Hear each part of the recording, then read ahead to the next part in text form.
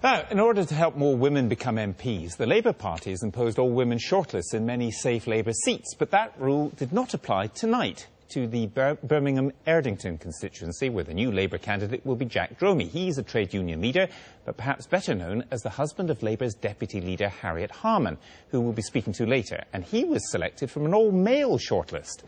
Our political editor, Michael Crick, has spent the day in Erdington.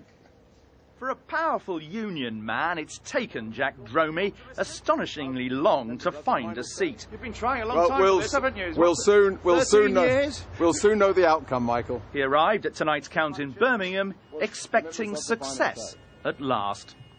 He, I, and that coat have all been here before. Hello, Mr. Dromey. Are you here with Tony Blair's blessing? Back in '97, he tried for the last-minute Pontefract seat. Have you ever been to Pontefract? Then, 3 years ago, Labour's High Command lined Dromey up for a seat in Wolverhampton. Late last year, he was courting Leighton in East London, but then switched to Erdington 3 weeks ago, when Sean Simon announced he was stepping down as the MP. Jack Dromey's path to Erdington was greatly boosted by the decision of Labour's national executive not to impose an all-woman shortlist here, as has happened in many other winnable Labour seats, which have been picking at this late stage. Now, a prime enthusiast for such acts of positive discrimination designed to get more women MPs has been the party chairman and Equalities Minister, Harriet Harman, who is, of course, also Mrs. Jack Dromey. Neither Dromey nor Harman officially had any say in that decision, but party activists in the West Midlands fear a fix. What's more, in last-minute selections like this, they complain, they're shoved aside and forced to pick candidates dropped in by Labour's national executive. It's not how we should do it. It's not really doing things by the high standards that you would expect a party committed to democracy to do. And whatever this isn't open, transparent democracy for party members. And, of course, the fact that he is Labour Party national treasurer and his wife is national chairman and deputy leader adds to that impression. Well, it might do. It's not unusual, is it? But, well, I've never known it happen. No, I mean, you know, there are husband and wife teams. But, look, it doesn't look fair and open and honest. That's the problem. Peter Kenyon in London actually serves on Labour's national executive, yet says he wasn't even told who sat on the crucial subcommittee deciding the Erdington shortlist.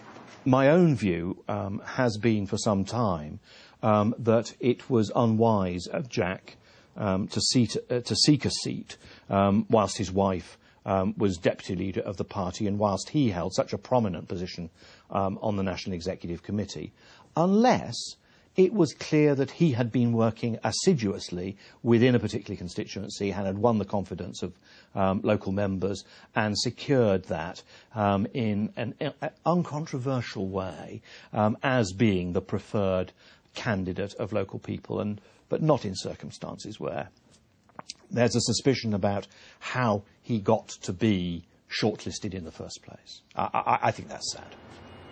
So, Labour Party members in Erdington this week had to choose on their ballot papers between Jack Dromey and 3 other men.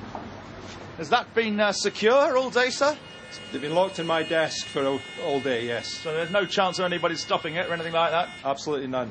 We were excluded, of course, left to watch the democratic processes unfold through a narrow slit. There we are. You can just hear the dying bits of the applause. It does seem as if they've got a candidate in there, and from what we've managed to see through the tiny little slit, it is almost certainly Jack Dromey, Harriet Harman's husband.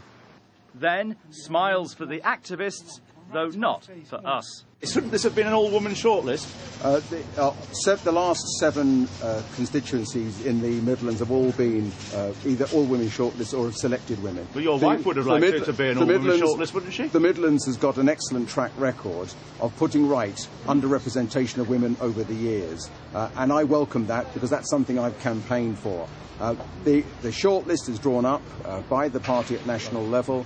There were 3 local candidates on it, 3 good men, and I pay tribute to the way that they conducted themselves in this election. It's been a friendly election, and what we now have is a united Erdington Labour Party, and we go forward to fight on that basis. But I mean, if they had an all-women shortlist here, there'd be another woman candidate, wouldn't there? No.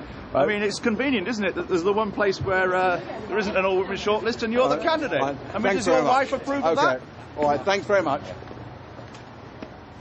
So, for the Equality Minister Harriet Harman and her spouse, another kind of equality of sorts.